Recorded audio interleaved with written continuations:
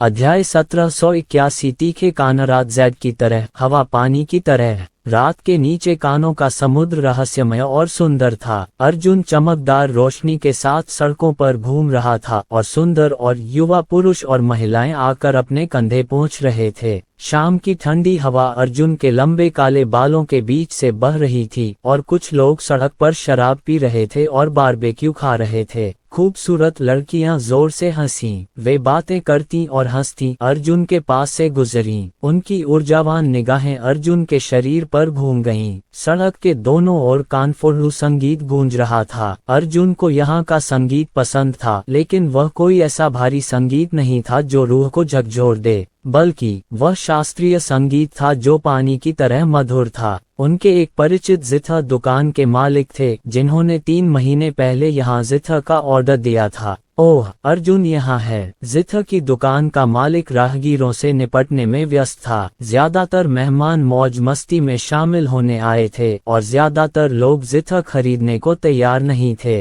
अर्जुन मुस्कुराया और दरवाजे पर चुपचाप इंतजार करने लगा। उसे कोई जल्दी नहीं थी। बॉस ने मेहमानों को विदा करने के बाद हाथ में एक जीथर लेकर सावधानी से आगे बढ़े और जीथर पर ढके सफेद कपड़े को उठाया। वाह, यही तो मैंने अपने चाचा से भीख मांगी थी। अर्जुन ने तारों को छेड़ा और एक मधुर आवाज सुनाई दी। उसने संतुष्टि से सिर हिलाया और जीथर की दुकान के मालिक के हाथ में सोने के सिक्कों का एक छोटा सा ढेर लगाते हुए कहा, बुरा नहीं है, मुझे चाहिए। बॉस मुस्कुराया और फुसफुसाया, आजकल आप ही एकमात्र ऐसे व्यक्ति हैं जो सोने से चीजें खरीदते हैं। आज भी आप अपनी पहचान नहीं बताएंगे। मुझे लगता है कि आप किसी उच्च अधिकारी के नेक युवा मालिक होंगे। अर्जुन ने हंसते हुए कहा, हम एक दूसरे को लगभग 1 साल से जानते हैं। आप अभी भी यही पूछने पर ध्यान केंद्रित कर रहे हैं। मैंने कई बार कहा है कि मैं किसी उच्च पदस्थ अधिकारी फूजिया का वंशज नहीं हूँ।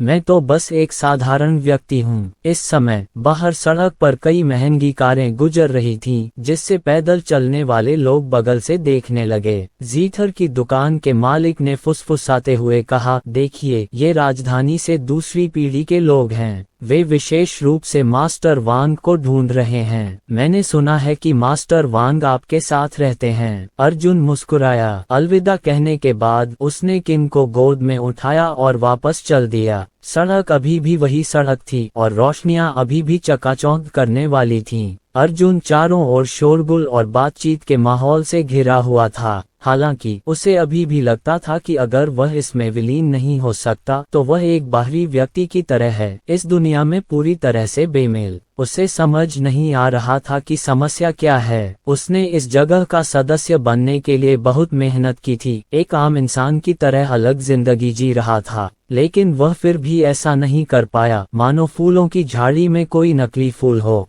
सुंदर तो सुंदर था, पर उसमें कोई जीवंतता नहीं थी। बांसुरी से कान फाड़ देने वाली ध्वनि आई, उसके बाद तेजी से ब्रेक लगाने की आवाज आई। अर्जुन अपने ही विचारों में डूबा हुआ था। अचानक उसने पलटकर देखा कि एक खूबसूरत लाल स्पोर्ट्स कार लगभग उससे टकरा ही गई थी। सड़क के दोनों ओर खड़े लोग डर के मारे चिल्ला उठे। लाल गाड़ी का दरवाजा खुला और एक लंबी महिला सुंदर श्रृंगार के साथ युवा कदमों से आगे बढ़ी। क्या तुम बहरे हो? मुझे हॉर्न सुनाई नहीं दे रहा। महिला ने अर्जुन को गुस्से से घूरा। उसकी बड़ी बड़ी आंखें चमक रही थीं। उसका शरीर इतना सुंदर और सुडौल था कि कई पुरुष अपनी नजरें उससे हटा नहीं पाते थे। वह पहले से ही काफी लंबी थी। उसकी एड़ियां ज्यादा लंबी नहीं थीं और उसकी लंबाई लगभग 1.75 मीटर थी। हालांकि 2 मीटर लंबे अर्जुन के सामने खड़े होकर वह अभी भी बहुत कमजोर था। अर्जुन मुस्कुराया और आमंत्रण का इशारा किया। वह महिला वहां से नहीं गई। उसने अर्जुन को घूरते हुए गुस्से से कहा, माफी मांग लो। अर्जुन मुस्कुराया और जाने के लिए मुड़ा। महिला ने दौड़कर अर्जुन का हाथ पकड़ लिया और कहा, मैं चाहती हूँ कि आप माफी मांगें। अर्जुन ने चुपचाप अपना शरीर हिलाया, औरत की पकड़ से बचते हुए आगे बढ़ गया।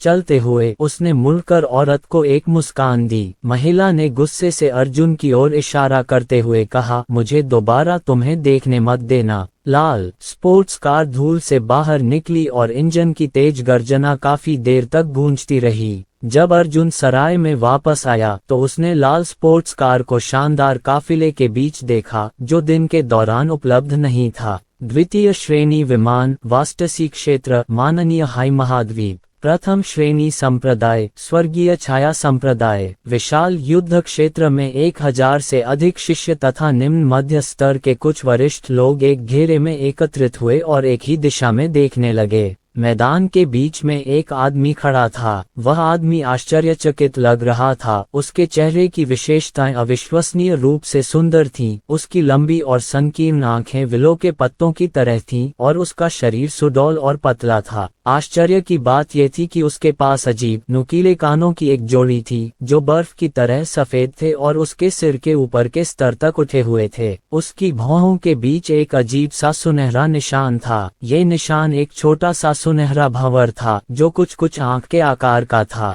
बड़े साहब, इसी ने हमारे कई छोटे भाइयों को घायल किया था। स्वर्गीय छाया संप्रदाय की 33 पीढ़ियों का एक सूजा हुआ चेहरा लिए हुए शिष्य उस अजीब आदमी की ओर इशारा करके बड़े साहब से शिकायत कर रहा था। सभी बुजुर्ग उस व्यक्ति की ओर देखने लगे। उनकी आंखें आश्चर्य और जिज्ञासा से भरी हुई थीं। उन्होंने कभी ऐसा मनुष्य नहीं देखा था, तीखे कानों वाला मनुष्य। ये तो साफ था कि वह खूबसूरत आदमी कोई राक्षस नहीं था। इंसानों से बिल्कुल अलग कानों के अलावा वहाँ और कुछ भी ऐसा नहीं था जो इंसानों से अलग हो, लेकिन सबकी नजरों में ये इंसान अलग था। उसका पूरा शरीर स्वभाव से लेकर नजर तक पूरी मानव जाति से बिल्कुल अलग था। हालांकि ये बताना कठिन था कि यह कितना भिन्न था। क्या मैं पूछ सकता हूँ कि महामहिम कौन है? बुजुर्ग ने तीखे कानों वाले व्यक्ति की ओर देखा और अपने शब्दों पर विचार किया। क्या आप इंसान हैं? आपने मेरे संप्रदाय के शिष्यों को क्यों चोट पहुंचाई? तीखे कान वाला आदमी अंततः हंस पड़ा। उसकी मुस्कुराहट से सभी लोग कांप उठे और उन्हें घुटनों के बल बैठने की इच्छा हुई।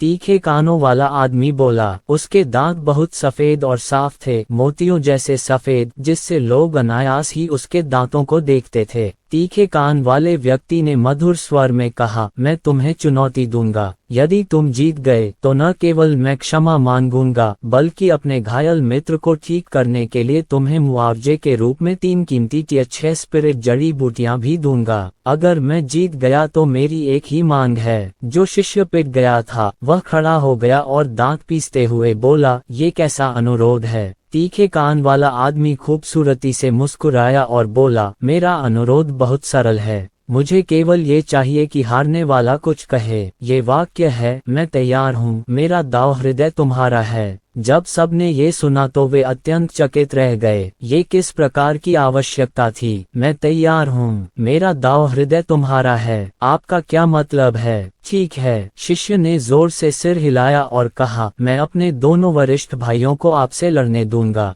चिंता मत करो, तुम्हारा क्षेत्र स्वर्गस्काय का 3रा स्तर है और मेरे दोनों वरिष्ठ भाई स्वर्गस्काय के 3रे स्तर पर हैं। तीखे कान वाला आदमी मुस्कुराया और बोला, कृपया। 2 बड़े भाई मंच पर आए। दोनों ने उस तीखे कान वाले आदमी पर मुट्ठियां भींची और कहा, मैंने तुम्हें नाराज कर दिया। ऐसा कहने के बाद वे दोनों तुरंत 2 हल्की परछाइयों में बदल गईं, एक आग की लपटों की तरह लाल और दूसरी बर्फ की तरह सफेद। आग की 2 लपटें उसकी ओर बढ़ रही थीं और उन्हें रोकना असंभव था। तीखे कान वाला आदमी मुस्कुराया और अपनी उंगलियां चटकाईं। पापा, उसकी उंगलियों से बिजली का एक बोल्ट निकला। बिजली का वह बोल्ट पूरे क्षेत्र में फैल गया, उन 2 मार्शल कलाकारों को भेदता हुआ जो आगे बढ़ रहे थे। दोनों वरिष्ठ भाइयों के 4 टखनों में एक ही समय में बिजली ने अतुलनीय रूप से सटीक समय और सही कोण पर वार किया। वे दोनों एक ही समय पर जमीन पर गिरे, उनके दोनों टखने छिद गए।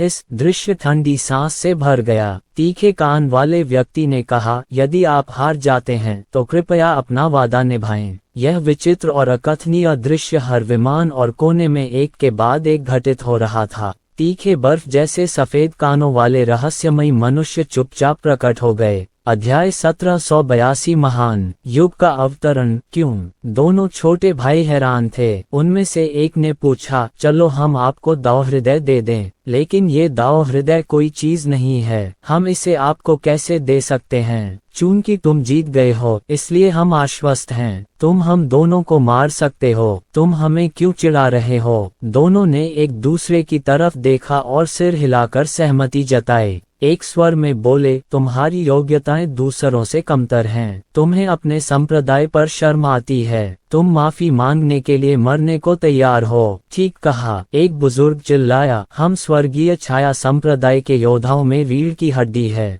हमें खुलकर और धार्मिकता से जीना चाहिए। अगर हम मर भी जाएं, तो हमें गरिमा के साथ मरना चाहिए, हमें दूसरों को अपनी निंदा करने का मौका नहीं देना चाहिए। तीखे कान वाला आदमी दोनों भाइयों की ओर देखकर मुस्कुराया और बोला, तुमने मुझसे पहले वादा किया था, अगर तुम हार गए तो मुझे अपना दाव हृदय दे दोगे। यदि आप अभी अपने वचन से पीछे हटते हैं तो भविष्य में पछताना मत। दोनों भाई खिलखिलाकर हंस पड़े। उनमें से एक ने तीखे कान वाले आदमी की ओर इशारा करके चिल्लाया, हमें मौत का भी डर नहीं है, क्या अब भी तुम्हारी धमकी से डरते हैं? तुम्हारी ताकत बहुत ज्यादा है, तुम जरूर किसी ऐसे संप्रदाय से हो जो हमारे स्वर्गीय छाया संप्रदाय से भी ज्यादा शक्तिशाली है। अगर तुम लड़ना चाहते हो तो आकर लड़ सकते हो, हम तुम्हें हरा नहीं सकते, लेकिन हम लालची नहीं हैं। तीखे कान वाला आदमी भी जोर से हंसा और बोला, मानव कैसी अज्ञानी जाति है, क्या आपको लगता है कि मौत सबसे डरावनी चीज है? नहीं, आप गलत हैं। मैं आपकी मानवीय जड़ों के बारे में बहुत कुछ जानता हूँ। क्या तुम सोचते हो कि मैं तुम्हें मौत की धमकी दूंगा? वास्तव में प्रलोभन मौत से भी अधिक भयानक है। तो इसके विपरीत मैं तुम्हें नहीं मारूंगा, इसके बजाय मैं तुम्हें वे लाभ दूंगा जिनके बारे में तुमने हमेशा सपना देखा है। लाभ? दोनों भाइयों ने एक दूसरे को देखा, फिर तीखे कान वाले आदमी की ओर देखा और कहा, क्या लाभ? तीखे कान वाले व्यक्ति ने अपनी आंखें सिकोड़ ली और अर्थपूर्ण ढंग से कहा, दिव्य स्तर की प्रतिभा। क्या? वहां मौजूद सभी लोग चौंक गए। सबके चेहरों पर अविश्वास के भाव थे। दोनों छोटे भाइयों ने कहा, क्या बकवास है, आप हमें प्रतिभा कैसे दे सकते हैं? प्रतिभा जन्मजात होती है, आप इसे अपनी इच्छानुसार कैसे बढ़ा सकते हैं? तीखे कान वाले व्यक्ति ने कहा, क्योंकि मैं ईश्वर हूँ। अचानक ही माहौल शांत हो गया। कुछ लोग हैरान थे तो कुछ को लगा कि यह बेहद हास्यास्पद है। तीखे कान वाले ने दोनों छोटे भाइयों से कहा, क्या तुम मृत्यु से भी नहीं डरते? क्या तुम अब भी अपना वादा पूरा करने का साहस नहीं करते? अगर तुमने वही कहा जो मैंने तुमसे कहा था तो क्या होगा? अंत में तुम मर जाओगे। क्या तुम इंसान बहुत भरोसेमंद नहीं हो? तुम विश्वासघाती खलनायक क्यों बनना चाहते हो? एक शिष्य ने दांत पीसते हुए चिल्लाया, ठीक है, मान लो कि मैं तुमसे डरता हूँ। ज्यादा से ज्यादा 18 साल में मैं हीरो बन जाऊंगा। बताओ, क्या करना चाहते हो? तीखे कान वाले व्यक्ति ने अपना दाहिना हाथ बढ़ाया और कहा, घुटने टेको और शपथ लो कि तुम वही कहोगे जो मैंने तुम्हें अभी कहने को कहा है। शिष्य उस तीखे कान वाले व्यक्ति के सामने घुटने के बल बैठ गया।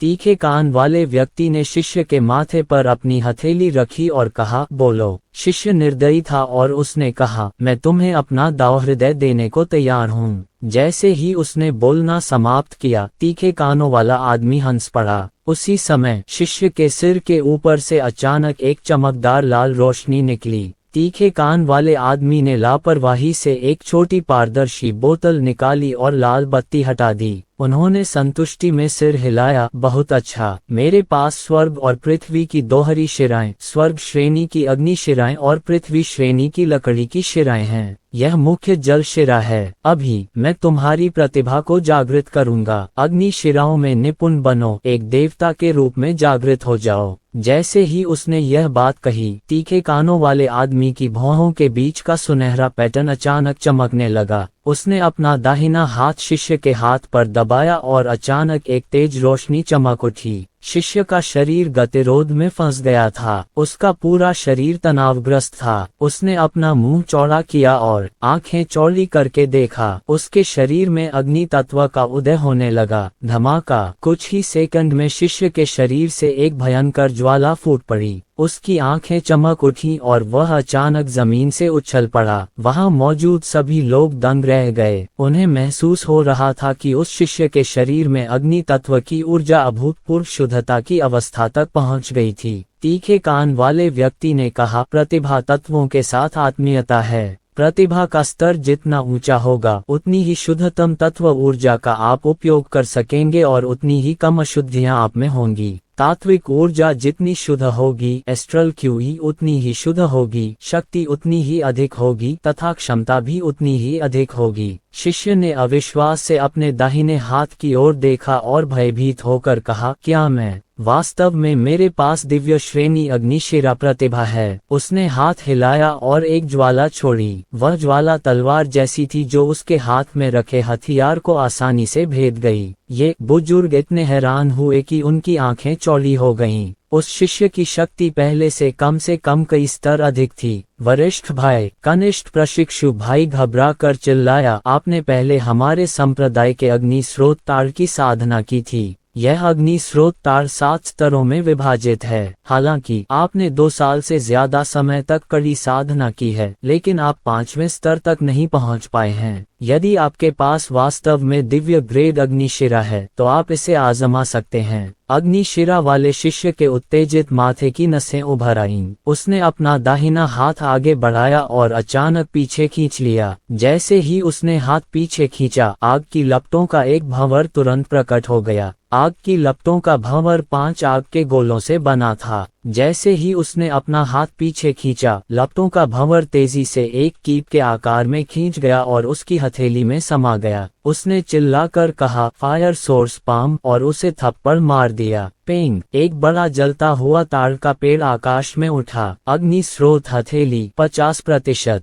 अग्निशिरा शिष्य ने गहरी सांस ली और कहा, मैं देखूंगा कि क्या मैं 50% को पार कर सकता हूँ। ये कहने के बाद उसने एक बार फिर अग्नि स्रोत हथेली का इस्तेमाल किया। इस बार वह असाधारण रूप से गंभीर था और धीरे धीरे उस प्रतिभा में निपुण होता जा रहा था जिसे उसने अभी अभी उन्नत किया था। हालांकि उसका दाहिना हाथ पीछे हटता देख सभी लोग आश्चर्य से चिल्ला उठे। इसका कारण ये था कि जब उसने उसे वापस खींचा तो उसके सामने आग की 6 किरणें प्रकट हुईं। इस हथेली के प्रहार से उसने और भी बड़ी ज्वाला हथेली से प्रहार किया। फिर से अग्निशिरा शिष्य की आंखें उत्साह से लाल हो गईं। उसने आंखें बंद कर लीं और ध्यान से अपनी प्रतिभा को महसूस किया। उसने महसूस किया कि अतुलनीय रूप से शुद्ध तात्विक आत्मीयता और भी अधिक निपुण और स्नेही होती जा रही थी। अचानक उसने अपनी आंखें खोलीं तो देखा कि उसका दाहिना हाथ क्षैतिज रूप से फैला हुआ है और फिर पीछे की ओर खींच गया है। अचानक आग के साथ गोले आग की लपटों का एक भंवर बन गए। जब तक उसने अपनी हथेली पर वार किया तब तक ज्वाला की हथेली चमकीले लाल से चमकीले पीले रंग में बदल चुकी थी। 70%। अग्निशिरा शिष्य जमीन पर घुटनों के बल बैठ गया। उसकी आंखें आंसुओं से भर गईं और वह उत्साह से आकाश की ओर देखने लगा। वह चिल्लाया, मैं 2 साल से कड़ी मेहनत कर रहा था और अब मुझे सफलता मिल गई है। मैंने कभी नहीं सोचा था कि मेरे द्वितीय श्रेणी के लिटिल प्लेन मार्शल कलाकार के पास 6 सम्राटों की दुनिया से भी अधिक ताकत होगी। हा, उन उच्च और शक्तिशाली 6 सम्राटों की दुनिया की गिनती क्या है? वे बहुत लंबे समय से अहंकारी रहे हैं। अब समय आ गया है कि मैं उन पर रौंद डालूं। वहां सन्नाटा था। सबको लग रहा था मानो वे कोई सपना देख रहे हों। जो उन्होंने अपनी आंखों से देखा और सुना था उस पर उन्हें यकीन नहीं हो रहा था। तीखे कान वाला आदमी मंद मंद मुस्कुराया, अपनी दिव्य प्रतिभा के साथ आपको स्वर्गीय क्लेश के 9वें स्तर तक चढ़ने के लिए केवल समय की आवश्यकता है। अग्निशिरा वाला शिष्य अचानक मुड़ा और तीखे कान वाले व्यक्ति के सामने घुटनों के बल बैठ गया। धन्यवाद देवता, मुझे आशीर्वाद देने के लिए। अध्याय 1783। ईश्वर दृश्य अभी भी पूरी तरह शांत था। तीखे कानों वाले उस आदमी ने भीड़ पर नजरें घुमाईं। उसने हाथ ऊपर उठाए और कहा, क्या तुमने कभी भाग्य के अन्याय पर आह भरी है? क्या तुमने कभी दूसरों की असाधारण प्रतिभा से नफरत की है, जबकि तुम तो साधारण हो? ये दुनिया कभी आपके इर्द गिर्द नहीं घूमती। इस दुनिया का मूल हमेशा कुछ उच्च स्तरीय और प्रतिभाशाली मार्शल कलाकारों के नियंत्रण में रहता है। 6 सम्राटों की शानदार दुनिया इतनी अप्राप्य है। इस दुनिया की सभी महान घटनाएं 6 सम्राटों की दुनिया में घटित हुई हैं, लेकिन इसका आपसे कोई लेना देना नहीं है। तुमने अपनी खोपड़ी को दबाया और उस उच्चतर क्षेत्र में प्रवेश करने का प्रयास किया, लेकिन तुम्हें अस्वीकार कर दिया गया। क्या आप तैयार हैं? क्या आप तैयार हैं? तीखे कान वाले व्यक्ति ने आकाश की ओर इशारा करते हुए कहा, ये संसार उनका क्यों है? सर्वोच्च क्षेत्र उनकी मुट्ठी में क्यों है? आपके लिए तो आकाश के तारे ही हैं। अब पलटने का समय आ गया है। तीखे कान वाले व्यक्ति ने अपनी बाहें फैलाई और कहा, आओ, अपने आप को ईश्वर की गोद में डाल दो। मैं तुम्हें वह सब कुछ दे सकता हूँ जो तुम चाहती हो। तुम मना नहीं कर सकती। उपस्थित सभी शिष्य इतने उत्साहित थे कि उनकी आंखें आंसुओं से भर आईं और वे जोर से चिल्लाने लगे। सभी बुजुर्ग भी फूट फूट कर रो पड़े। एक बुजुर्ग ने हाथ ऊपर उठाकर कहा, हे भगवान, मुझे दिव्य प्रतिभा प्रदान करो। तीखे कानों वाला आदमी ऊपर देखकर हंसा। उसने अचानक अपना सिर नीचे किया और चिल्लाया, घुटने टेक दो। सभी मार्शल कलाकार, पुरुष, महिलाएं और बच्चे, स्वर्गीय स्क्राया से लेकर गुड फॉर्चून तक, दिव्य मार्शल से लेकर मार्शल सेज तक घुटने टेक दिए और उपस्थित सभी लोग श्रद्धापूर्वक जमीन पर रेंगने लगे। तीखे कान वाले उस आदमी ने भीड़ की ओर देखा और गर्व से कहा, आओ, एक एक करके आओ, मैं तुम सबको आशीर्वाद दूंगा। शिष्य तुरंत शांत हो गए। वे स्वतः ही पंक्तिबद्ध होकर एक एक करके उस तीखे कान वाले व्यक्ति का आशीर्वाद लेने आगे बढ़े। जब भी वह तीखे कान वाला व्यक्ति किसी शिष्य के माथे पर अपनी हथेली रखता, तो उसकी भौहों के बीच की आंख की आकृति एक तेज रोशनी से चमक उठती।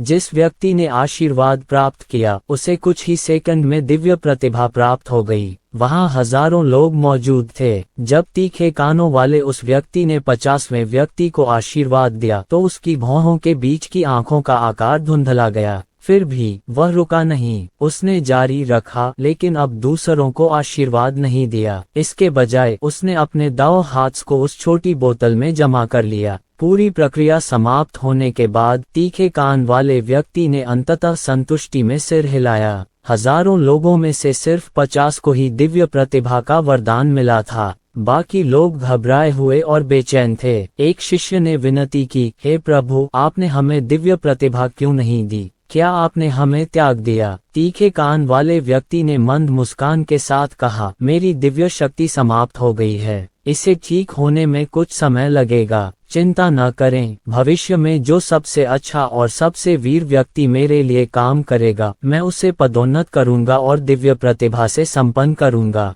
मेरा विश्वास करो, आप में से प्रत्येक को एक मौका मिलेगा। तभी एक मार्शल सन, तीसरी परत का एक बुजुर्ग जोर से हंस पड़ा। उसने अपने शरीर में अविश्वसनीय दिव्य पृथ्वी शिरा प्रतिभा का अनुभव किया और चिल्लाया, वाह, क्या भगवान है! मुझे नहीं पता कि आपने हमें दिव्य प्रतिभा देने के लिए कौन सी विधि अपनाई, लेकिन मैंने कभी तथाकथित दिव्य आत्माओं पर विश्वास नहीं किया। ओह! तीखे कान वाले आदमी ने बुजुर्ग की ओर हल्की मुस्कान के साथ देखा। बुजुर्ग का चेहरा अचानक उग्र हो गया। उसने कहा, तुम बहुत लापरवाह हो। तुम अपने छोटे से स्वर्गीय स्काय क्षेत्र के साथ भी मेरे सामने अपनी रहस्यमयी क्षमताएं दिखाने की हिम्मत कर रहे हो। जब मैं तुम्हें पकड़ूंगा और यातना दूंगा, तो मुझे विश्वास नहीं है कि तुम अपना रहस्य ईमानदारी से नहीं बताओगे। तीखे कान वाले आदमी ने अपना सिर हिलाया और व्यंग्य किया, मनुष्य वास्तव में नीच सरीसृप हैं। वे गंदे, नीच और घृणित हैं। मानव जाति स्वर्ग की सबसे असफल उपज है। तुम गंदे हो, फिर भी तुम नहीं जानते कि तुम स्वर्ग में मूर्खता और अहंकार से रहते हो। फिर भी तुम कभी नहीं जानते कि कैसे कृतज्ञ होना है या कैसे भयभीत होना है। बकवास बंद करो। बुजुर्ग जमीन से उठे, लेकिन अचानक वह आकाश में चले गए और उन्होंने अपनी आंखें बंद कर लीं। इसके तुरंत बाद मार्शल सेंट एल्डर जोर से हंसे, दिव्य ग्रेड पृथ्वी शिरा, हा हा हा, मैं पाताल लोक को महसूस कर रहा हूँ। मैं पाताल चांदी को महसूस कर रहा हूँ।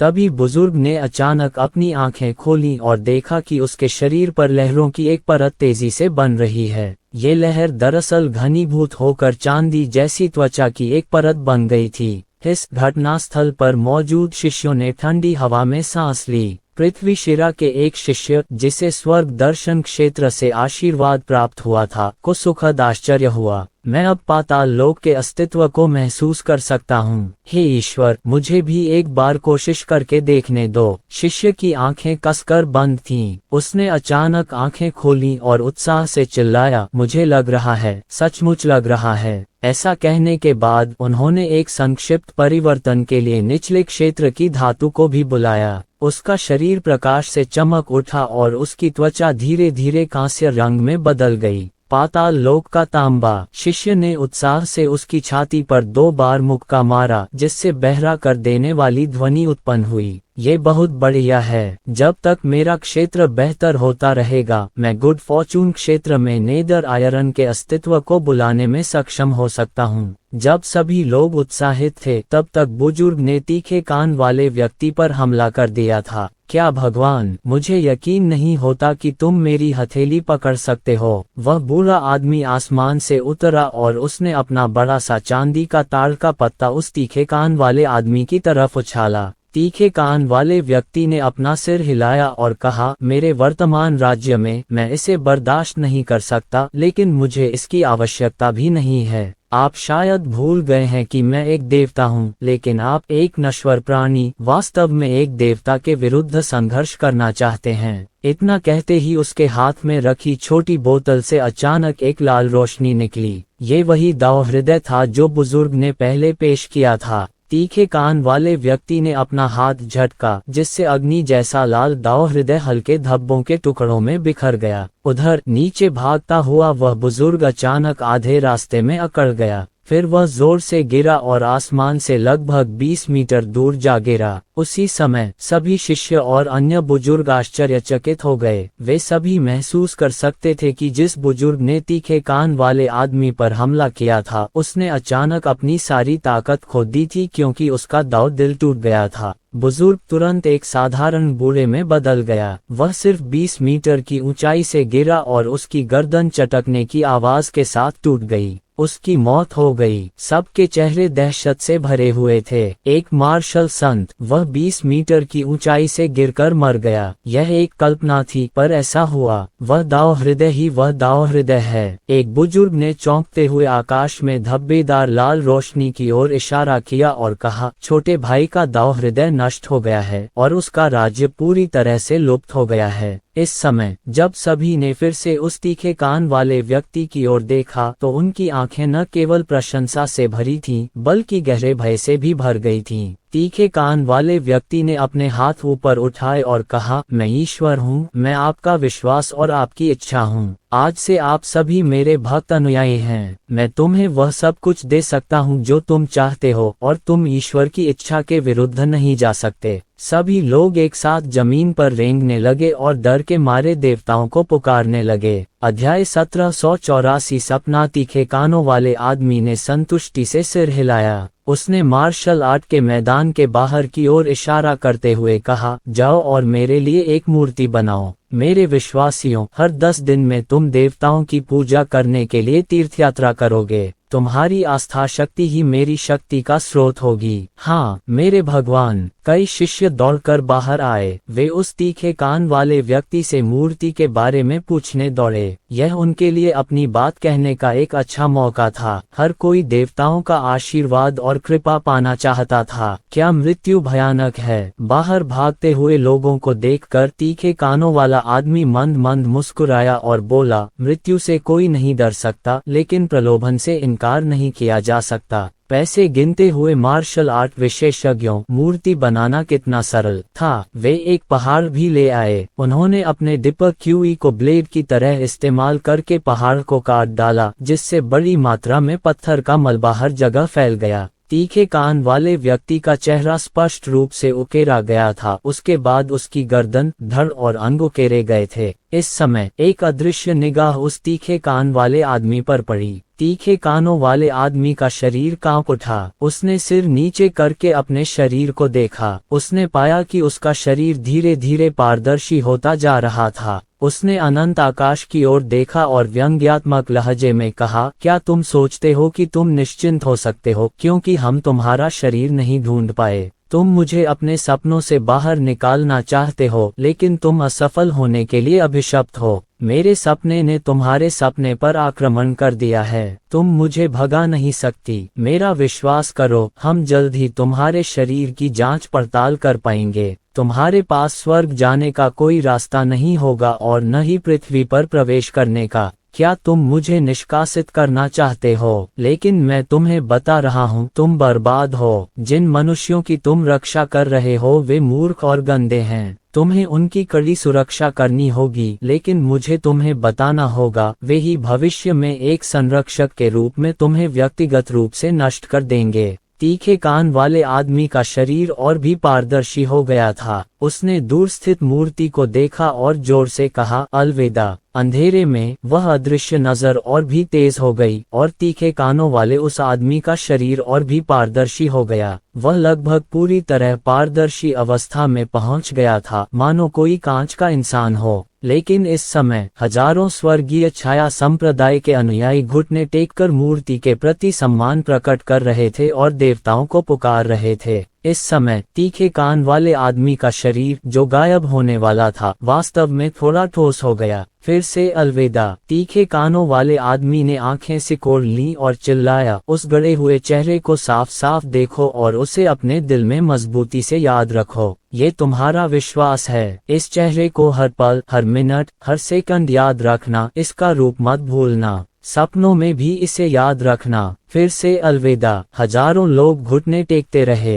हर बार जब वे घुटने टेकते तो वे तीखे कान वाले आदमी के शरीर को ठोस बना देते। अंत में जब भीड़ ने घुटने टेककर जोर से जयकारा लगाया तो तीखे कान वाले व्यक्ति का शरीर पूरी तरह से ठीक हो गया। वह विजयी भाव से मुस्कुराया। उसने आसमान की ओर देखा और कहा, तुम मुझे भूलना चाहती हो। तुम चाहती हो कि मैं तुम्हारे सपनों से गायब हो जाऊं, लेकिन जिन सपने देखने वालों की आप रक्षा करते हैं, उन्होंने मुझे दृढ़ता से याद रखा है। आप मुझे अब और नहीं निकाल सकते। जब तक वे मुझे सम्मान देते रहेंगे, आप हर दिन मेरे साथ कुछ नहीं कर सकते। आप हमारी देव जाति के खिलाफ हारने के लिए अभिशप्त हैं। इस समय तीखे कान वाला आदमी ऊपर आया और नीचे आकाश छाया संप्रदाय के अनुयायियों से कहा, मैं और अधिक विश्वासियों को भर्ती करने के लिए अस्थायी रूप से जाना चाहता हूँ। मेरे शब्दों को याद रखना। मैं तुम्हारा भगवान और तुम्हारा विश्वास हूँ। तुम्हें हर 7 दिन में मेरी मूर्ति के दर्शन करने चाहिए। मेरे भक्त विश्वासियों, जाओ और मेरे लिए स्वर्गीय सामग्री और सांसारिक खजाने इकट्ठा करो। मेरे लिए शक्तिशाली आध्यात्मिकता रखने वाली हर चीज इकट्ठा करो और मेरे लौटने की प्रतीक्षा करो। ऐसा कहकर वह पलटा और उड़ गया। स्वर्गीय छाया संप्रदाय के शिष्य तुरंत उस दिशा में घुटने टेककर खड़े हो गए जहां से वह तीखे कान वाला व्यक्ति चला गया था और वे लगातार प्रणाम करते रहे। तृतीय श्रेणी विमान, स्वर्ण नदी क्षेत्र, प्रथम श्रेणी संप्रदाय, हाउतन संप्रदाय। एक तीखे कान वाली सुंदर महिला अपनी हथेली से हाउतन संप्रदाय के एक अनुयायी के माथे को ढक रही थी। उसने कहा, मैं तुम्हारा भगवान हूँ, मैं तुम्हारा विश्वास हूँ। मैं तुम्हें वह सब कुछ दे सकती हूँ जो तुम चाहते हो। मैं तुम्हें वह दिव्य प्रतिभा दे सकती हूँ जिसका तुमने सपना देखा है। और तुम इस समय अचानक एक जोड़ी आंखें उसे ढूंढने लगीं। तीखे कानों वाली महिला ने थोड़ा भौहें चढ़ाई और फुसफुसाते हुए कहा, मुझे इतनी जल्दी खोज लिया गया। ऐसा लगता है कि मैं उसकी चेतना में छिपी थी, पर ज्यादा गहराई में नहीं। धीरे धीरे तीखे कानों वाली महिला का शरीर पारदर्शी होने लगा। हाउतन संप्रदाय के अनुयायी उस रहस्यमयी महिला को धीरे धीरे लुप्त होते देख सदमे में थे, लेकिन उन्हें यह एहसास नहीं हुआ कि क्या हुआ था। तीखे कान वाली महिला ने सख्ती से कहा, घुटने टेको, मेरे चेहरे को देखो और मुझे सम्मान दो। हालांकि किसी ने भी मौके पर कोई कार्रवाई नहीं की। एक शिष्य ने उत्सुकता से पूछा, आपने कहा था कि आप हमें दिव्य प्रतिभा प्रदान कर सकते हैं, लेकिन आप इसे कैसे सिद्ध करेंगे? आपने कहा था कि आप भगवान हैं और चाहते हैं कि हम आपकी पूजा करें, लेकिन आपने कुछ नहीं कहा। आप क्यों चाहते हैं कि हम घुटने टेककर आपकी पूजा करें? महिला ने गहरी सांस ली। उसकी भौहों के बीच का पैटर्न झिलमिला उठा और जिस शिष्य को उसने आशीर्वाद दिया उसे तुरंत दिव्य श्रेणी की काष्ठशिरा प्रतिभा प्राप्त हो गई।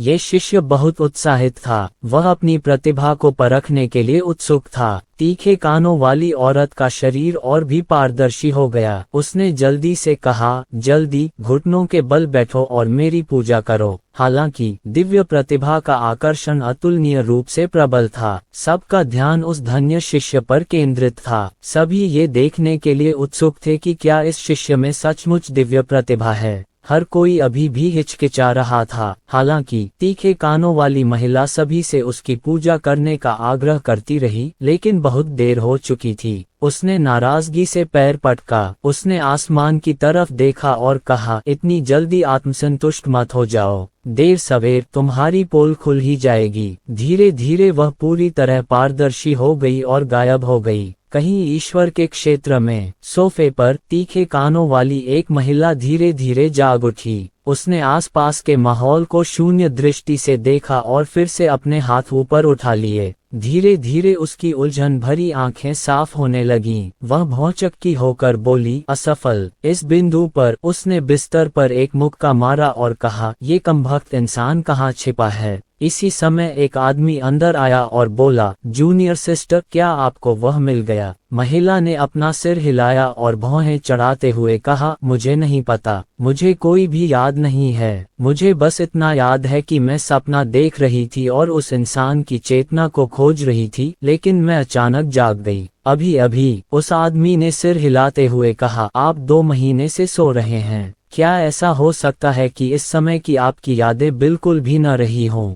ये सचमुच अजीब है। हमने अंतिम मानव चेतना की गुप्त खोज के लिए 1 लाख दिव्य दूत भेजे हैं। हालांकि सभी जागृत दिव्य दूत भी आपकी तरह ही भ्रमित हैं। उन्हें नहीं पता कि उन्होंने इसे पाया या नहीं पा सके। महिला ने आह भरते हुए कहा, क्या हमारे लिए ऐसा करना वाकई कारगर है? हमें तो ये भी नहीं पता कि आखिरी इंसान कहाँ छिपा है। क्या ऐसा हो सकता है कि हम अपने सपनों में ही गलती से उनके सपनों में आ जाएं? मुझे संदेह है कि हमारा निर्णय गलत और अप्रभावी हो सकता है। बेहतर होगा कि सभी सोए हुए दिव्य दूतों को जगाया जाए और मानव शरीर की खोज जारी रखी जाए। उस आदमी ने अपना सिर हिलाया और कहा, एक पल और रुको। शायद तुम गलती से उस मानव सपने में चले गए हो, लेकिन जागने के बाद तुम सब कुछ भूल गए होगे। यदि हम सभी दूतों को अभी जगा दें तो उनमें से कुछ उसके सपनों में जाग सकते हैं, जिससे महान घटना में देरी हो सकती है। इस बिंदु पर उस आदमी ने आह भरते हुए कहा, मैं बस यही आशा करता हूँ कि हमारा निर्णय सही हो। अध्याय 1785 समय की नदी। ईश्वर का क्षेत्र। समय की नदी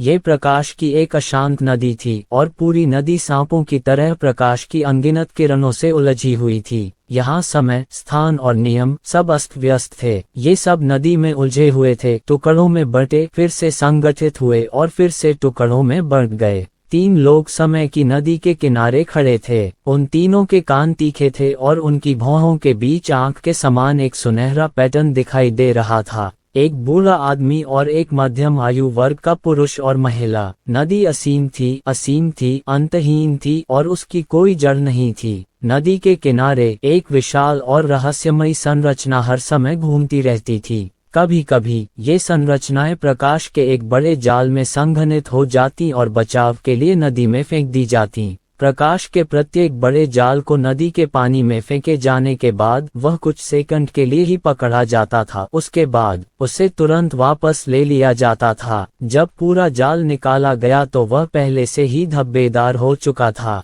3 बार जाल से उतरने के बाद पूरा जाल पूरी तरह से क्षतिग्रस्त हो गया था। नदी के पानी ने उसे टुकड़ों में फाड़ दिया था और प्रकाश के एक विशाल जाल को एक नए रूप में संघनित करना आवश्यक हो गया था। नदी के किनारे बूढ़े आदमी ने अपने हाथ पीछे करके समय की अंतहीन नदी को देखा। उसकी आंखें चमक उठीं। मध्यम आयु वर्ग के व्यक्ति ने आह भरते हुए कहा, मानव जाति का अंतिम जीवित व्यक्ति शक्तिशाली और साहसी है। समय की नदी निषिद्ध क्षेत्र के भीतर एक निषिद्ध क्षेत्र है। यहाँ तक कि हमारी देव जाति भी इतनी आसानी से नीचे जाने की हिम्मत नहीं करती। वह वास्तव में इतने लंबे समय तक वहाँ जीवित रहने में सक्षम रही है। तभी अधेड़ उम्र के आदमी ने हाथ बढ़ाकर मुट्ठी भर नदी का पानी उठाया। उसने अपनी हथेली पर देखा तो पाया कि उलझी हुई प्रकाश किरणों से बना नदी का पानी दुनिया के सबसे तेज ब्लेड जैसा था, जो उसकी हथेली को इस हद तक चीर रहा था कि उससे खून टपकने लगा। उसने हाथ हिलाकर नदी का पानी छिड़का। उसकी हथेली धीरे धीरे ठीक होने लगी। मध्यम आयु वर्ग की महिला ने कहा, हो सकता है कि यह आखिरी इंसान जीवित न हो।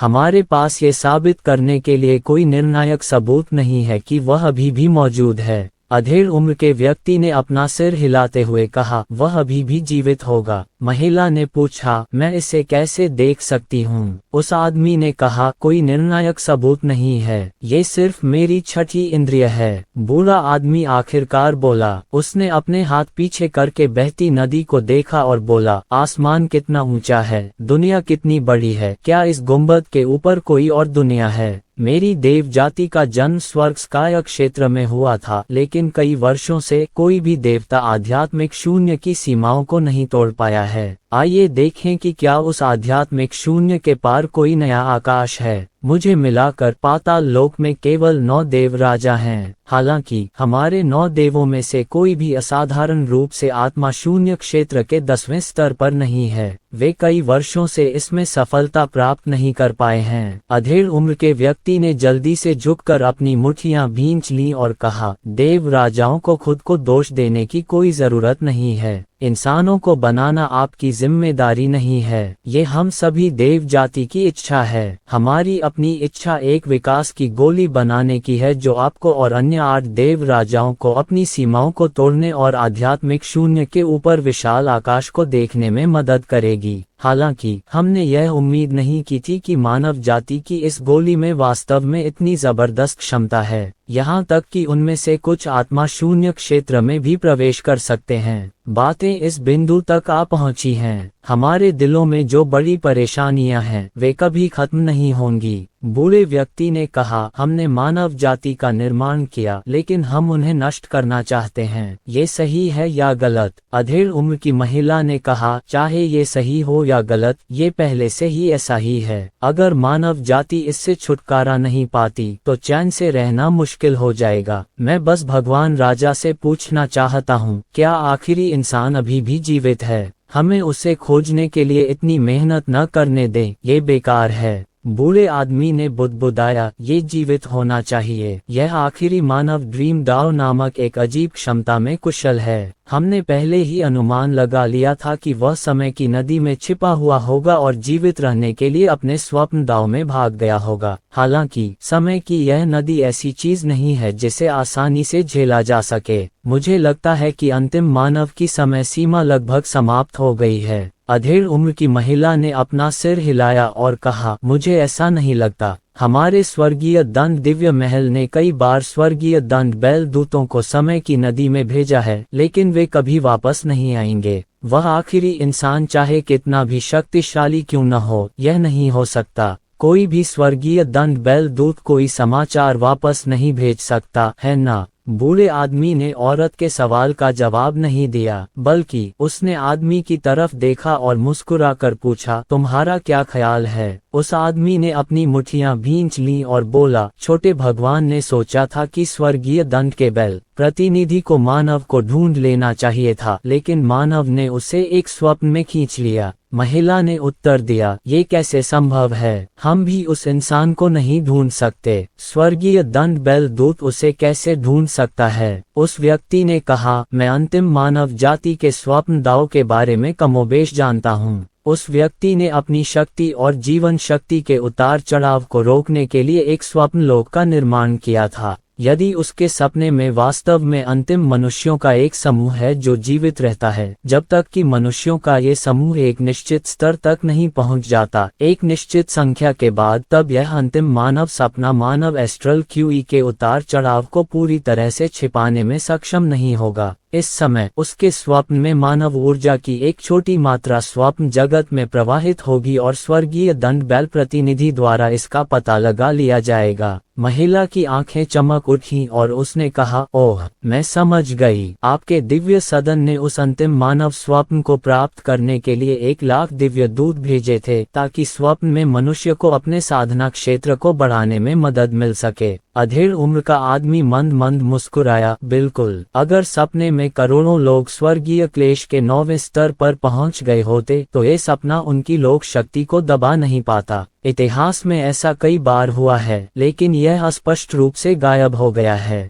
मेरा अनुमान है कि स्वर्गीय दंड बैल दूत ने उनकी उपस्थिति को दबा दिया। हम इस बार वही गलती नहीं दोहरा सकते। 9वें स्तर पर लाखों स्वर्गीय कष्ट पर्याप्त नहीं हैं। इस बार दिव्य दूत चाहता है कि स्वप्न मानव 9वें स्तर के स्वर्गीय क्लेशों के करोड़ों या यहाँ तक कि करोड़ों तक पहुँच जाए। यदि ऐसा है तो न केवल उनके उतार चढ़ाव उजागर होंगे, बल्कि मानव जाति के अंतिम छिपने के स्थान का भी खुलासा हो जाएगा। अधेड़ उम्र की महिला ने शर्मिंदगी भरे भाव से कहा, दाओ भगवान बुद्धिमान हैं। छोटे भगवान अपनी हीनता पर शर्मिंदा हैं। छोटे भगवान ने सोचा था कि 100,000 देवदूत स्वप्न में जाकर अंतिम मानव स्वप्नदर्शी का सफाया कर देंगे। उन्हें उम्मीद नहीं थी कि वे वास्तव में उनके दाव के खिलाफ जाएंगे। निश्चित रूप से वह बहुत दूरदर्शी थे। चूंकि यह मामला है तो क्या हमारे स्वर्गीय दंड दिव्य महल द्वारा भेजा गया स्वर्गीय दंड बैल दूत आपकी योजना को बर्बाद नहीं कर देगा और उसे जल्द से जल्द खाली नहीं कर दिया जाना चाहिए।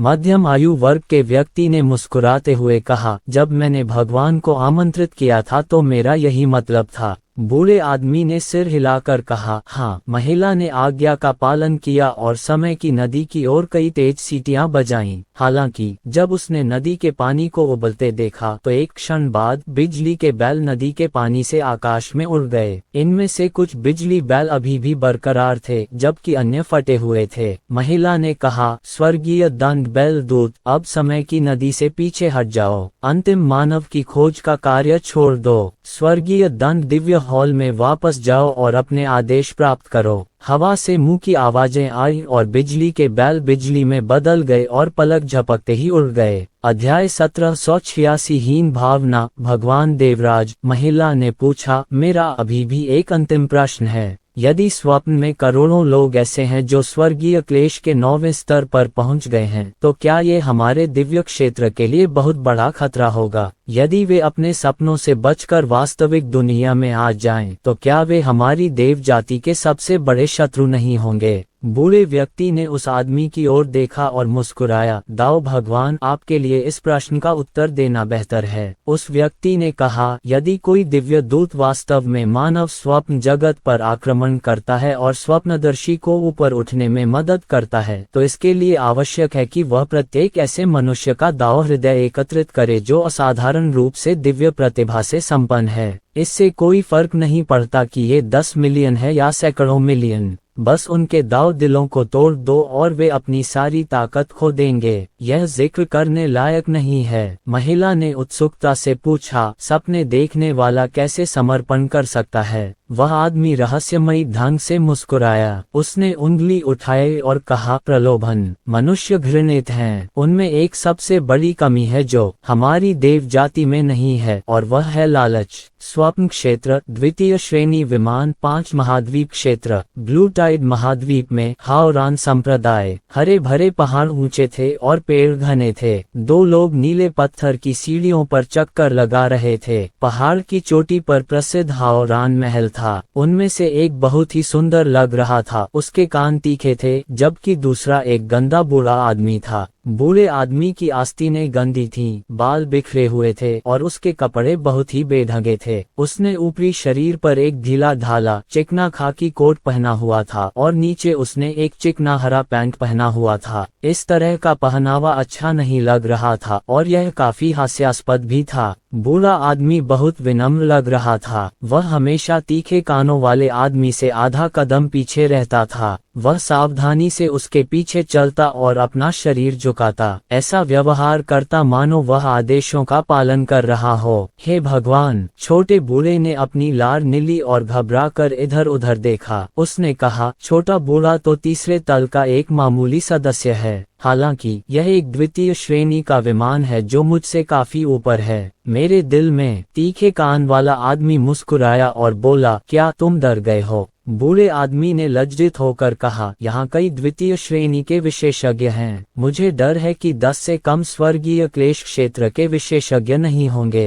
इस महान स्थान के बारे में मैं सपने में भी जरा भी अतिशय विचार करने की हिम्मत नहीं कर सकता। तीखे कानों वाला आदमी जोर से हंसा, मुझे डर है कि तुम्हें धमकाए जाने की आदत हो गई है। उस विमान को देखकर तुम्हें पता होना चाहिए कि मैंने तुम्हें अपनी दिव्य प्रतिभा से नवाजा है। दूसरे विमान की तो बात ही छोड़ो, अगर 6 सम्राटों की दुनिया अभी भी यहाँ है तब भी तुम आजादी से घूम सकते हो। उसने यही कहा था, लेकिन ये स्पष्ट था कि उच्चतर लोगों के प्रति उसकी श्रद्धा उस बूढ़े व्यक्ति की अस्थि मज्जा में गहराई तक समा चुकी थी। वह सीधा खड़ा नहीं हो पा रहा था और उसके चेहरे पर घबराहट का भाव था। अब आप किस लोक में हैं? तीखे कान वाले आदमी ने पूछा। बूढ़े व्यक्ति ने जल्दी से कहा, अपने परमेश्वर को सूचित करते हुए, मैं अपने ग्रह पर एकमात्र व्यक्ति हूँ जिसने स्वर्गीय क्लेश क्षेत्र में कदम रखा है। स्वर्ग के आशीर्वाद से मैं पहले ही 2600 वर्षों तक जीवित रह चुका हूँ। मैंने 1200 से अधिक वर्षों तक स्वर्गीय क्लेश क्षेत्र में कठिन साधना की है और अब मैं स्वर्गीय क्लेश क्षेत्र के 5वें स्तर पर हूँ।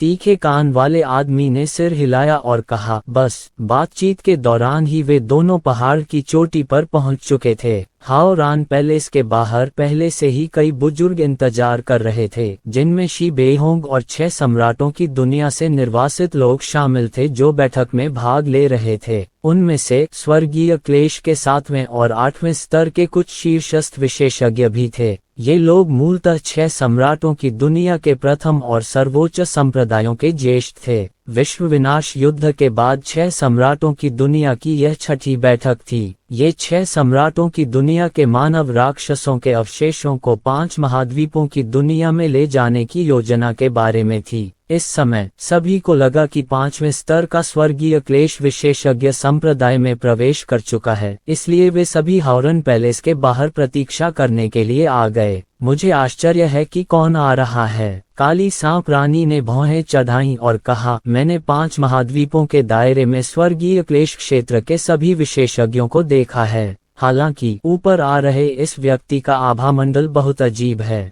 क्या ऐसा हो सकता है कि वह 5 महाद्वीपों के दायरे से संबंधित न हो? हुआनपो सागर राजा ने भौहें चढ़ाई और कहा, मुझे डर है कि जो लोग आए हैं वे दयालु नहीं हैं। उन्होंने संप्रदाय में शामिल होने के लिए न तो सूचित किया और न ही आवेदन किया और ऐसे ही अकड़कर अंदर आ गए। तुम्हें किस बात का डर है? ड्रैगन वैली दानव कबीले के ज्वालामुखी यालोंग समूह का एक अधेड़ आदमी जोर से चिल्लाया, 6 सम्राटों की दुनिया नष्ट हो गई है। इस समय दुनिया के सबसे शक्तिशाली योद्धा मूल रूप से यहाँ पहले से ही मौजूद हैं। मुझे मत बताओ कि तुम अभी भी एक छोटे स्वर्गीय क्लेश 5वें स्तर के मार्शल कलाकार की परवाह करते हो। हम 1 मिनट में उसका ख्याल रखेंगे। इस समय पहाड़ी रास्ते की सीढ़ियों से ताली की आवाजें सुनाई दे रही थीं। ठीक है, ठीक है, ठीक है। जैसा कि एक विशेषज्ञ से उम्मीद की जाती है जिसने विश्व विनाश युद्ध का अनुभव किया है, उसका साहस वास्तव में असाधारण है। सभी ने उस दिशा में देखा और तीखे कान वाले आदमी और बूढ़े आदमी को आते देखा। शी बेहोंग ने मुट्ठियां भींची और आगे बढ़े। उन्होंने बूढ़े व्यक्ति से कहा, मैं सोच रहा हूं कि प्रकृति संप्रदाय के सबसे बड़े बुजुर्ग शी बेहोंग को आप क्या कहेंगे? बूढ़े ने शी बेहोंग के किसी भी सवाल का जवाब नहीं दिया।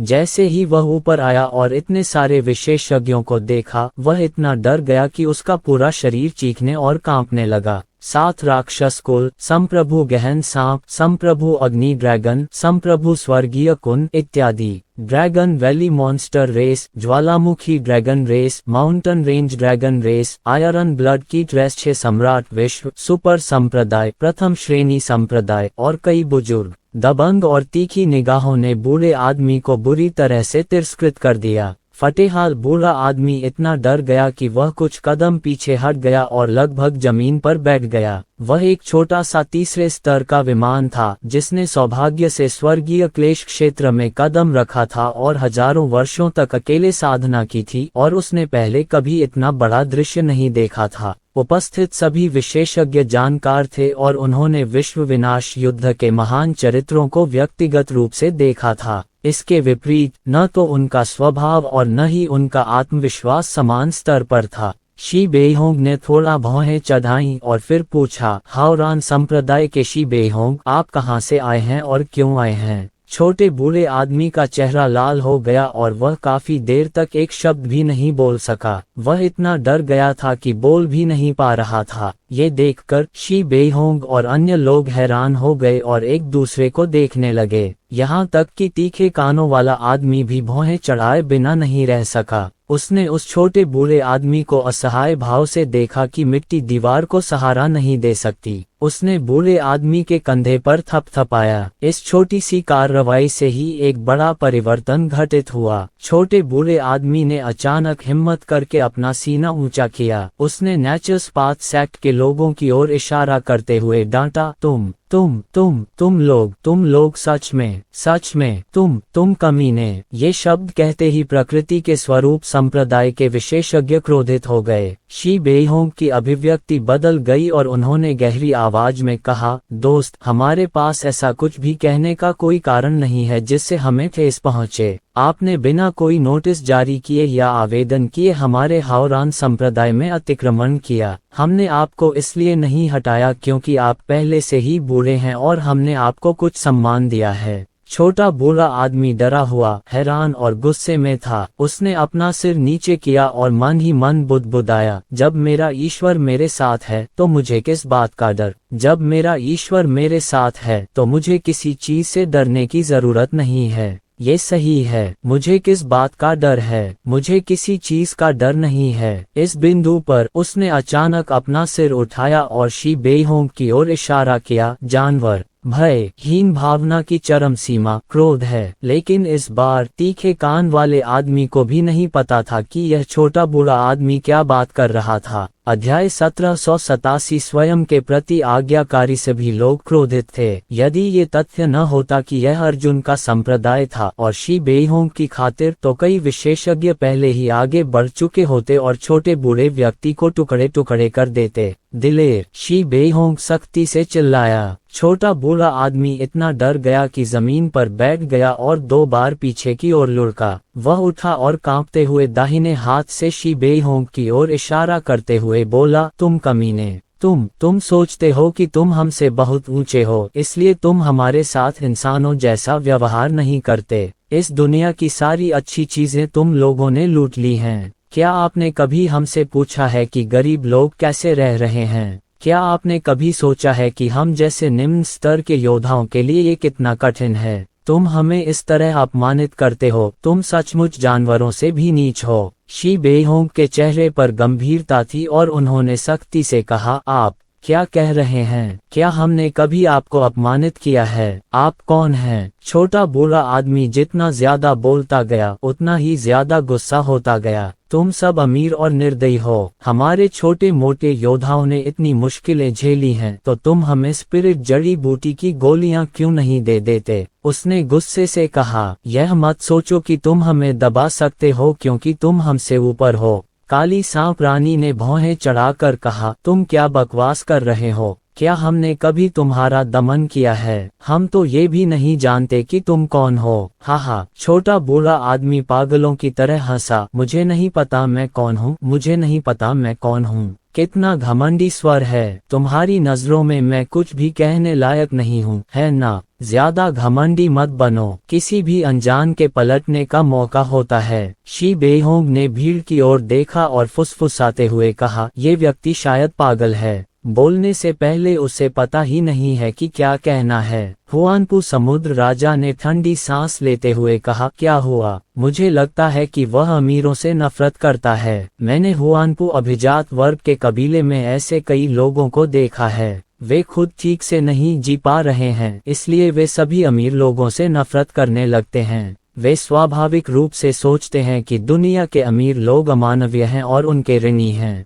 जब तक अमीर लोग उनकी मदद नहीं करेंगे तब तक वे दुष्ट और बेईमान बने रहेंगे। व्यापार जगत में ऐसे कई लोग हैं, लेकिन मार्शल जगत में भी ऐसे लोग मौजूद हैं। इस तरह के लोग सबसे ज्यादा डरावने होते हैं। उनके नैतिक मूल्य पहले ही विकृत हो चुके हैं। अगर किसी दिन उन्हें सत्ता हासिल करने दी गई तो उनका जीवन सचमुच बहुत मुश्किल में पड़ जाएगा। छोटा बूढ़ा आदमी गाली देना चाहता था, लेकिन तीखे कान वाले आदमी ने हाथ हिलाकर उसे रोक दिया। तीखे कान वाले उस आदमी की आंखों में अनायास ही तिरस्कार का भाव आ गया और उसने ऐसी आवाज में कहा जिसे वह केवल खुद ही सुन सकता था, घृणित इंसान। इस बिंदु पर तेज कान वाले व्यक्ति ने शी बेहोंग और अन्य लोगों की ओर अपनी मुट्ठियां कसी और कहा, मैं आपको एक बड़ा उपहार देने आया हूँ। शी बेहोंग ने देखा कि इस व्यक्ति का रूप रंग बनावटी नहीं था, बल्कि उसकी बातें बिल्कुल सामान्य थीं। उसने कहा, कृपया स्पष्ट बोलें। प्रकृति संप्रदाय में भी यही था। अगर कहीं और होता तो उस बूढ़े को कब का पीट पीट कर मार डाला गया होता। उसकी बकवास कौन बर्दाश्त करता। तीखे कान वाला आदमी मुस्कुराया और बोला, मैं तुम्हें दिव्य प्रतिभा प्रदान कर सकता हूँ। ये शब्द बोलते ही पूरा श्रोतागण शोर मचाने लगा। पूछने की कोई जरूरत नहीं है, मुझे पता है तुम क्या पूछना चाहते हो। मैं तुम्हें पक्का जवाब दे सकता हूँ, मैं कर सकता हूँ। तीखे कानों वाले आदमी ने कहा, उसे देखो, तुम्हें उसकी प्रतिभा को ध्यान से समझना चाहिए। आओ अपनी जन्मजात क्षमता को पूर्ण रूप से प्रदर्शित करो। छोटे बूढ़े ने तुरंत गर्व से अपना सिर ऊपर उठाया। उसका शरीर कांप उठा और एक उमड़ती हुई अग्नि तत्व ऊर्जा तुरंत पूरे प्रकृति संप्रदाय में फैल गई। इस शक्ति की शुद्धता स्पष्ट थी, जिससे पूरे संप्रदाय में ऊपर से नीचे तक प्रत्येक मार्शल कलाकार को अपने दिल की गहराई से झटका महसूस हुआ। उन्होंने दिव्य स्तर की प्रतिभा को व्यक्तिगत रूप से देखा था और उन्होंने इसे अर्जुन के शरीर में देखा था। जिस क्षण ये बूढ़ा व्यक्ति भड़क उठा, शी बेहोंग और अन्य लोग अचंभित रह गए। तीखे कान वाले व्यक्ति ने कहा, मैंने उसे उसकी प्रतिभा दी। विशेषज्ञ दंग रह गए। उन्हें समझ नहीं आ रहा था कि इस बेतुकी सच्चाई से निपटने के लिए किस मानसिकता का इस्तेमाल करें, लेकिन ये सच उनके सामने खुल गया। दिव्य श्रेणी की प्रतिभा, ये वह प्रतिभा थी जिसका सपना बाई हे ने अनगिनत मार्शल कलाकारों को प्रशिक्षण देने में अपना पूरा जीवन बिताने के बाद देखा था। बाई हे की समग्र योजना स्वर्गीय प्रतिभा को पार करने की थी, लेकिन अब एक विचित्र रूप वाले व्यक्ति ने सभी को बताया कि वह इच्छानुसार लोगों को दिव्य प्रतिभा दे सकता है। क्या ये दिव्य प्रतिभा पहले से ही इतनी बेकार थी? फिर वो शी बेहोंग का दिल चिंता से भर गया। उसे हमेशा लगता था कि ये अच्छी चीज अचानक आ गई है और इसे एक पल के लिए भी स्वीकार करना मुश्किल था। कुछ देर सोचने के बाद उन्होंने कहा, यह अच्छी बात है, ये संभव है। सभी मार्शल कलाकारों की आंखें उत्साह से चमक उठीं। दिव्य कोटि की प्रतिभा। जब उनके पास इतनी शक्तिशाली प्रतिभा थी तो 6 सम्राटों की दुनिया को किस बात का अफसोस था।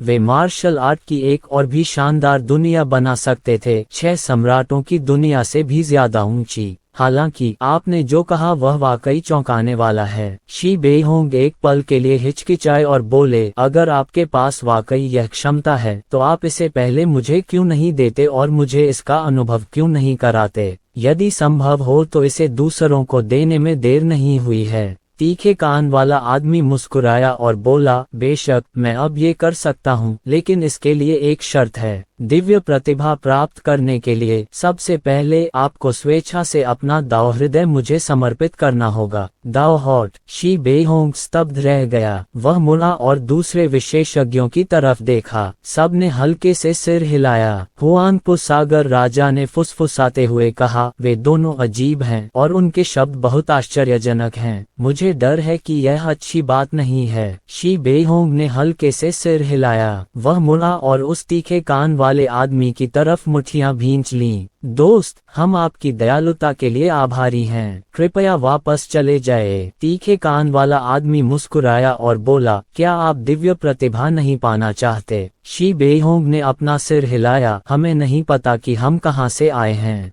हम इसकी सराहना करते हैं और यह भी कि जब बात अपने दाव हृदय को समर्पित करने की आती है तो ये सचमुच बहुत अजीब बात है। तीखे कान वाला आदमी जोर से हंसा और बोला, जैसा कि उन लोगों से उम्मीद की जाती है जिन्होंने महान दुनिया देखी है, वे उन निम्न स्तर के मार्शल कलाकारों की तुलना में बहुत अधिक दृढ़ हैं। लगता है हम निचले स्तरों को आशीर्वाद दे रहे हैं। ये सही निर्णय है। मैं आपसे एक बात और पूछना चाहता हूँ, क्या सचमुच कोई चालबाजी की गुंजाइश नहीं है? शी बेहोंग ने न तो विनम्रता से और न ही अहंकार से कहा, दैवीय प्रतिभा वह है जो प्राकृतिक लोग चाहते हैं, लेकिन हमारे पास अपने दावहृदय को समर्पित करने का बहुत कम अनुभव है। हम इस वाक्य का अर्थ नहीं समझ सकते, लेकिन मुझे लगता है कि यह अच्छी बात नहीं है। कृपया चले जाए। तीखे कान वाले आदमी की आंखें चमक रही थीं मानो वह हर किसी के विचारों को जानना चाहता हो। उनकी निगाहों के सामने कई विशेषज्ञों को ऐसा महसूस हुआ जैसे उन्हें नंगा कर दिया गया हो और बिना रोक टोक के उन पर नजर रखी जा रही हो।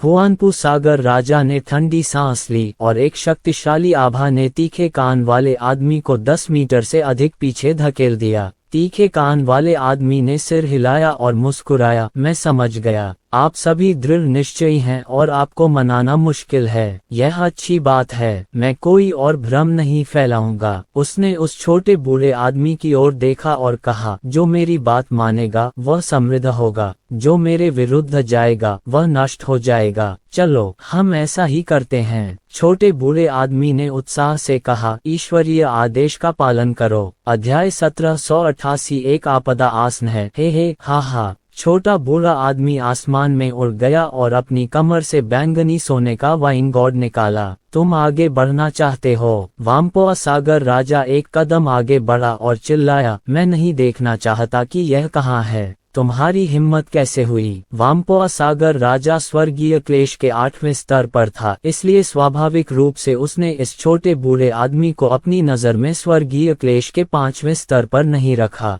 समुद्र राजा ने अपना हाथ हिलाया और प्रकाश की एक विशाल छाप छोटे बूढ़े आदमी की ओर बढ़ी। बूढ़े आदमी ने लौकी का एक घूंट लिया और बुदबुदाया, 3 यिन जहरीली आग। उसने अपना मुंह खोला और आग की एक लहर उगल दी। ये लपटें एक पुनर्तः जागृत दिव्य अग्निशिरा प्रतिभा द्वारा संचालित थीं, जो अतुलनीय शुद्धता की हद तक शुद्ध थी। ऐसी शुद्ध अग्नि तत्व ऊर्जा एक बार जहरीली शराब से दूषित हो जाने पर जहरीली शराब को और भी अधिक जहरीला बना देती है। ये जहरीली ज्वाला वास्तव में इतनी संक्षारक थी कि उसने वाम्पोआ सागर राजा की हथेली के निशान को भी पिघला दिया। ये सभी के चेहरे पर आश्चर्य के कारण पीलापन छा गया। दिव्य श्रेणी अग्निशिरा की जन्मजात प्रतिभा ने उस छोटे बूढ़े व्यक्ति की संचित गहन क्षमता को पूरी तरह से उत्तेजित कर दिया था, जिसे उसने 2000 से अधिक वर्षों से संचित किया था। मूलतः दिव्य अग्निशिरा स्वर्गीय क्लेश के 5वें स्तर का विशेषज्ञ ऐसा नहीं कर सकता था, लेकिन छोटा बूढ़ा आदमी ऐसा कर सकता था। तुम्हारी हिम्मत कैसे हुई? काली सांप रानी आकाश में उड़ी और उसने देखा कि एक विशाल अजगर का भूत आकाश के शीर्ष पर प्रकट हुआ है।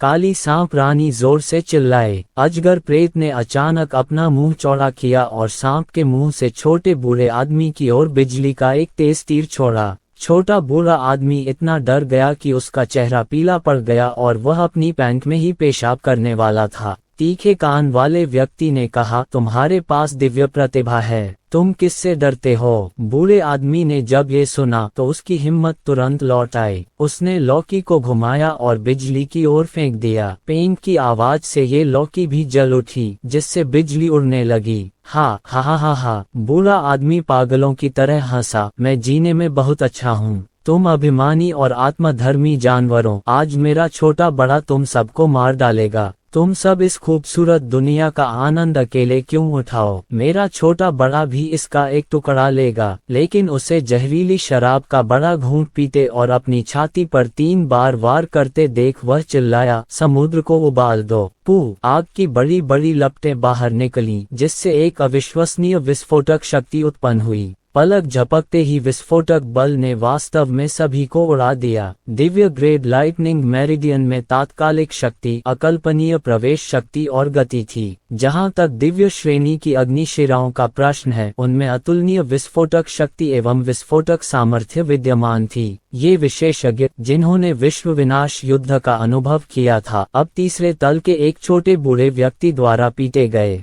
ज्वालामुखी या लौंग वंश के महान बुजुर्ग ने गुस्से से दहाड़ लगाए। वह उड़ गया और उसकी ड्रैगन शक्ति अचानक आकाश और पृथ्वी पर छा गई। छोटा बूढ़ा आदमी इतना डर गया कि उसकी पैंट में पेशाब हो गया और वह भागने के लिए मुड़ा। वापस आओ, तीखे कान वाला आदमी चिल्लाया। लड़ाई। छोटे बूढ़े आदमी का दिल कांप उठा और वह दहाड़ते हुए बोला, यहाँ एक भगवान है, मुझे किस बात का डर है। बूढ़े आदमी ने लौकी को गले लगाया और ज्वालामुखी ड्रैगन के महान बुजुर्ग की ओर दौड़ा। वह वास्तव में महान बुजुर्ग के आलिंगन में जा गिरा, जिसके बाद एक ऐसा भयानक विस्फोट हुआ जिससे महान बुजुर्ग इस हद तक गिर गए कि उनके मुंह से खून की उल्टी होने लगी। यहाँ तक कि शुद्ध ब्लैक ड्रैगन कबीले के दानव सम्राट की वंशावली भी दिव्य प्रतिभा की तुलना में नहीं थी, और यह ज्वालामुखी ड्रैगन पर्याप्त नहीं था। चलो साथ साथ चलें, महान बुजुर्ग ज्वालामुखी यालोंग चिल्लाया। घटनास्थल पर मौजूद सभी विशेषज्ञ एक साथ आकाश में उड़ गए। एक क्षण के लिए सैकड़ों स्वर्गीय क्लेश क्षेत्र के विशेषज्ञ अपनी शक्ति का प्रदर्शन करने लगे। वह छोटा बूढ़ा आदमी इतना डर गया कि चिल्लाया, हे भगवान, मैं इतने सारे लोगों को नहीं हरा सकता।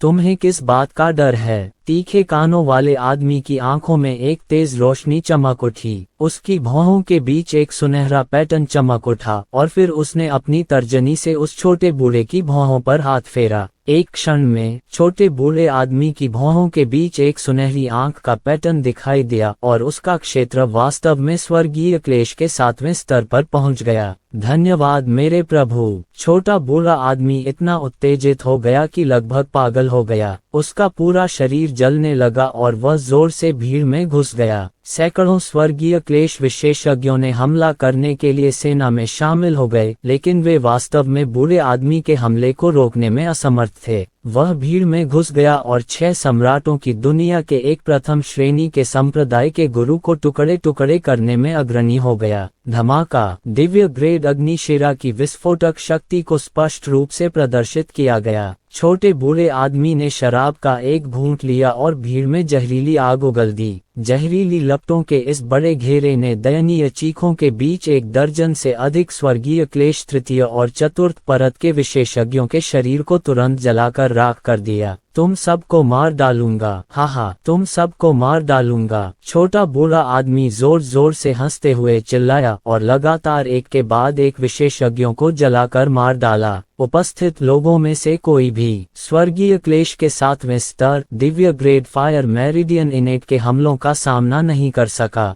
भाई शी, जल्दी से पीछे हटो, सबको यहाँ से निकालो और भतीजे अर्जुन को ढूंढो। जल्दी करो, आज का दिन बर्बाद होने वाला है। हुआंगपो सागर राजा गुस्से से दहाड़ा। उसने हाथ हिलाया और अपनी डिपर क्यू से सबको बाहर धकेल दिया, जबकि वह खुद उस छोटे बूढ़े आदमी के सामने खड़ा था। समुद्र राजा, शेबेहोंग ने मुड़कर दर्द से चिल्लाया। समुद्र राजा की आंखें लाल हो गईं और उसने कहा, जल्दी करो और चले जाओ। छोटे बूढ़े व्यक्ति ने जहरीली शराब पी ली और समुद्र राजा के आलिंगन में जा गिरा, जिससे समुद्र राजा की हड्डियां टूट गईं और खून तेजी से बहने लगा। इसके तुरंत बाद बूढ़े व्यक्ति ने अपना सिर उठाया और सागर राजा के चेहरे की ओर मुंह भरकर जहरीली आग फूंक दी। समुद्र राजा, दूर से कई विशेषज्ञ एक साथ चिल्लाए। ठीक इसी समय कियान के हाथ ने अचानक बूढ़े आदमी के मुंह को ढक दिया। आउच! बूढ़े ने जहरीली शराब का घूंट लिया और असल में उस जैद हाथ से ढक गया। जहरीली आग बुझ तो नहीं पाए, लेकिन उसके गाल लाल हो गए। कुछ कदम पीछे हटने के बाद वह दर्द से चीख पड़ा। सभी ने जल्दी से देखा कि जैद हाथ की मालिक वास्तव में एक महिला थी जिसने बिल्ली का मुखौटा पहना हुआ था।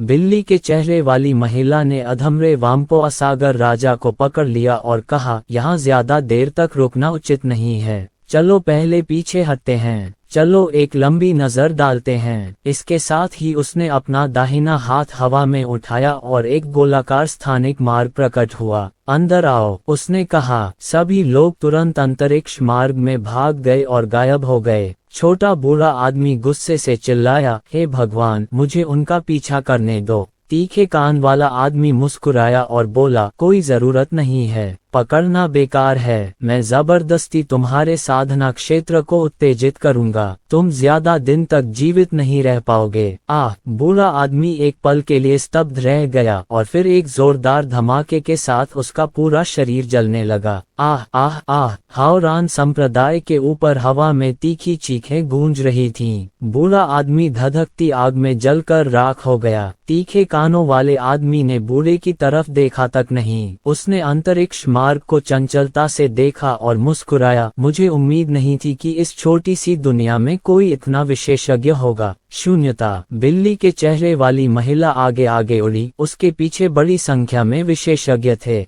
पर्वत श्रृंखला के यालोंग कबीले के मुखिया ने हमारा पीछा किया। क्या मैं पूछ सकता हूँ कि आप कहाँ से आए हैं और आपने हमारी मदद क्यों की? बिल्ली जैसे चेहरे वाली महिला ने उदासीनता से कहा। क्या ये सवाल पूछना सार्थक है? अब सवाल यह है कि हमें आने वाली आपदा से कैसे निपटना चाहिए। महापुरुष ने कहा, तुम इतने समय में यहाँ कैसे पहुँच गए? क्या ऐसा हो सकता है कि तुम्हें पहले से ही इस बात का पूर्वाभास हो गया था कि ऐसा दृश्य घटित होगा? बिल्ली जैसे चेहरे वाली महिला ने कहा, यह एक लंबी कहानी है। हमारे राक्षस लंबे समय से इसकी तैयारी कर रहे हैं। वे इसकी तैयारी कर रहे हैं। राक्षस। सभी लोग दंग रह गए। बिल्ली जैसे चेहरे वाली महिला ने अपना मुखौटा उतार दिया। एक क्षण में 6 सम्राटों की दुनिया के कई विशेषज्ञ एक साथ चिल्ला उठे। महीने की शुरुआत। अध्याय 1789। भंवर। सब लोग चौंक गए। दानव सम्राट, जो विश्व संहार युद्ध में भी प्रकट नहीं हुआ था, अचानक इस क्षण प्रकट हो गया। जब उन्हें पता चला कि बिल्ली का मुखौटा पहने यह महिला दानव सम्राट थी, तो वे फिर कभी आगे नहीं बढ़ सके। सभी लोग अपनी जगह पर खड़े होकर आश्चर्य से उसकी ओर देखने लगे। उस महीने की शुरुआत में उन्होंने अपनी आंखें सिकुड़ते हुए कहा, चलो चलें। सभी लोग निश्चल खड़े रहे। महीने की शुरुआत में उन्होंने कहा, क्यों? आप मेरी चिंता मत करो।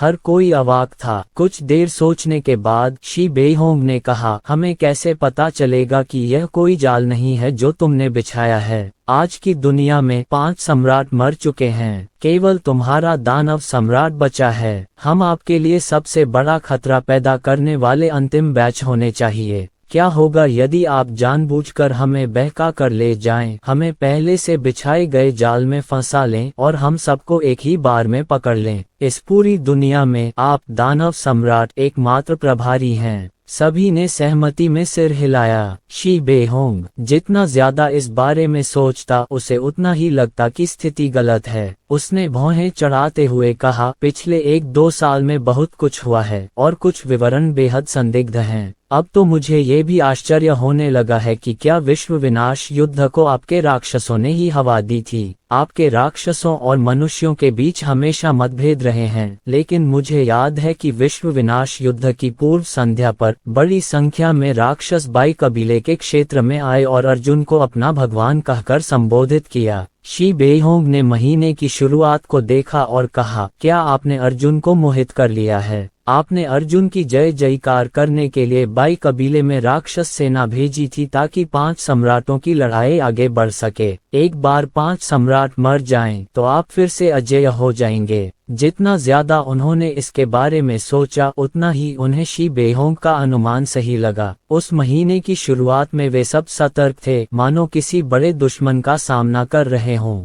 वास्तव में ऐसे कई विवरण थे जो अनुचित थे, क्योंकि विश्व विनाश युद्ध में किसी के पास कारणों और परिणामों को याद करने के लिए पर्याप्त समय नहीं था। लेकिन अब उसे ध्यान से याद आया कि राक्षसों ने वास्तव में अर्जुन की मदद की थी और उसे इतनी जबरदस्त शक्ति दी थी। ये सचमुच अकल्पनीय था। उस महीने की शुरुआत में उन्होंने कहा, अगर मैं तुम्हारे प्रति दुर्भावनापूर्ण इरादे रखता हूँ, तो मैं तुम्हें क्यों बचाऊंगा? मुझे बस तुम्हें प्रकृति संप्रदाय में छोड़ने और उस पागल आदमी द्वारा मारे जाने की जरूरत है। लेकिन क्या होगा यदि आप उस तीखे कान वाले आदमी और उस पागल बूढ़े आदमी का प्रबंध कर दें? शी बेहोंग ने कहा। महीने की शुरुआत में उन्होंने शी बेहोंग पर गहरी नजर डाली और कहा, मुझे इसकी व्यवस्था कैसे करनी चाहिए? मैं खुद भी दिव्य ग्रेड प्रतिभा नहीं हूँ, लेकिन मेरे अधीनस्थों में लोगों को दिव्य ग्रेड प्रतिभा प्रदान करने की क्षमता है। क्या आपको लगता है कि यह उचित है? शी बेहोंग ने कहा, दूसरों को दिव्य प्रतिभा प्रदान करने में सक्षम होना केवल उस तीखे कान वाले व्यक्ति के एक तरफा शब्द हैं। हमें ये जानना चाहिए कि आकाश और पृथ्वी विशाल हैं और अनगिनत अजूबे हैं। शायद अर्जुन इस दुनिया में एकमात्र व्यक्ति नहीं है जिसके पास दिव्य प्रतिभा है। क्या होगा यदि आप एक दूसरे दिव्य प्रतिभा विशेषज्ञ उस बूढ़े व्यक्ति को ढूंढ लें और उसे इस तरह के नाटक में आपके साथ सहयोग करने के लिए कहें? क्या होगा यदि हम दिव्य प्रतिभा के उपहार में विश्वास करते हैं? वह पागल बूढ़ा आदमी वास्तव में बहुत शक्तिशाली है, लेकिन यदि वह हम सभी को एक ही बार में पकड़ना चाहे तो उसके पास ऐसा करने की क्षमता नहीं है। सब ने सिर हिलाया। वे उस पागल बूढ़े को हरा तो नहीं सकते थे, पर फिर भी भाग तो नहीं सकते थे। सब जल्दी जल्दी तितर बितर हो गए। बूढ़ा अकेला सबको पकड़ने कहाँ जाएगा? भाई शी सही कह रहे हैं। हुआनपो सागर राजा हाँफते हुए बोला, क्या चीज इंसानों को आशीर्वाद दे सकती है और उन्हें दिव्य प्रतिभा प्रदान कर सकती है? ऐसी बेतुकी बात कैसे विश्वसनीय हो सकती है? यह अवश्य ही झूठ का एक संग्रह होगा जो आपने इस महीने की शुरुआत में गढ़ा था। उस महीने की शुरुआत में उसकी आंखें लगभग सिकुड़ गईं। उसने ठंडे स्वर में कहा, ठीक है, तुम्हें शक हो सकता है, लेकिन मैं आपसे पूछता हूँ, अगर मैं आपको नुकसान पहुँचाना चाहता हूँ तो मैं अभी ऐसा कर सकता हूँ। आप में से कौन मुझे रोक सकता है? लेकिन अब मैं तुम्हारे साथ अपनी सांसें बर्बाद कर रहा हूँ। तुम इस मामले को कैसे समझाओगे? इस प्रश्न ने शी बेहोंग और अन्य लोगों को पूरी तरह से दबा दिया था। शी बेहोंग ने कहा, मुझे नहीं पता कि आप क्या योजना बना रहे हैं। शायद आप हमें मारना ही नहीं चाहते। शायद आपके पास कोई ऐसी दुष्ट गुप्त कला है जिससे हम गोलियों में बदल सकते हैं, हमारी प्रतिभा निकाल सकते हैं, इत्यादि। हमारी कल्पना सीमित है। मुझे आश्चर्य है कि आप क्या कर रहे हैं। अन्यथा आप अर्जुन को दी गई अपार शक्ति को कैसे समझाएंगे? उस महीने की शुरुआत में उन्होंने अपना सिर हिलाते हुए कहा, मनुष्यों, तुम हमेशा आपस में लड़ना जानते हो। तुम बहुत अदूरदर्शी हो। चाहे राक्षस हो, मनुष्य हो या राक्षस, हमारे दुश्मन कभी एक दूसरे के नहीं रहे। हास्यास्पद बात यह है कि महाविपत्ति के समय भी, चाहे मैं तुम्हारे विरुद्ध षड्यंत्र रच रहा हूँ या नहीं, तुम अभी भी षड्यंत्र रच रहे हो। शी बेहोंग ने कहा, मुझे यह मत कहो कि तुम अर्जुन पर भरोसा करते हो, क्योंकि तुमने अर्जुन के प्रेम और धार्मिकता को बहुत महत्व देने के मामले को पसंद किया है। ये तुम्हारी राक्षस जाति के लिए अर्थहीन है। महीने की शुरुआत में उन्होंने कहा, ऐसा लगता है कि कुछ भी कहना बेकार है। सब लोग, मैंने आपको नाराज कर दिया है। जैसे ही ये शब्द बोले गए, सभी के चेहरे के भाव एकदम बदल गए। दौड़ना, शी बेहोंग चिल्लाया। हर कोई तुरंत तीव्र प्रकाश की किरणों में बदल गया और चारों दिशाओं में बिखर गया। प्रकाश का समूह हर दिशा में उड़ गया, दृश्य से भागने की कोशिश कर रहा था। लेकिन महीने की शुरुआत में उन्होंने अपना सिर हिलाते हुए कहा, मैंने अपने आप को बहुत अधिक महत्व दिया था। उसने अपना दाहिना हाथ घुमाया और उसे धीरे से नीचे दबाया। धमाका! अचानक आकाश से एक अदृश्य दबाव आया और वहां उपस्थित सभी मार्शल कलाकार, जो अभी तक वहां आकर बच नहीं पाए थे, मध्य हवा में ही दब गए। उस समय उच्चतम साधना क्षेत्र वाले लोगों का समूह स्वर्गीय क्लेश के केवल 8वें स्तर पर था। महीने की शुरुआत में वे अपने सामने एक भी प्रहार का सामना करने में असमर्थ थे। उस महीने की शुरुआत में उन्होंने अपनी दाहिनी तर्जनी उंगली को आगे की ओर बढ़ाया।